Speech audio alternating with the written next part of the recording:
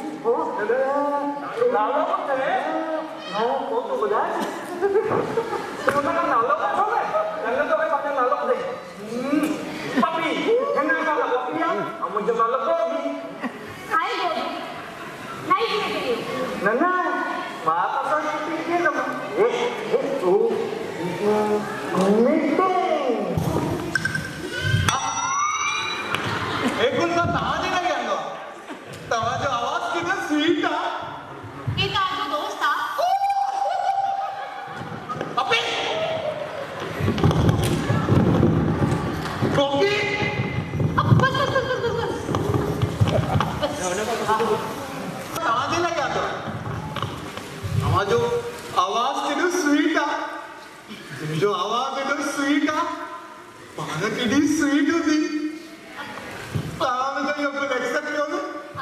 Okay. Chat her internet पे। ओह वे, हाँ मिल जाता। बट एक बात मुझे ना पड़ी। लास्ट में मुझे बर्थडे हो, एंड मुझे एक कॉल नहीं करता है। पर हमारे पे मिस तो गए हो, फेसबुक पे, इंटरनेट पे। कोणार्क अपना शहर।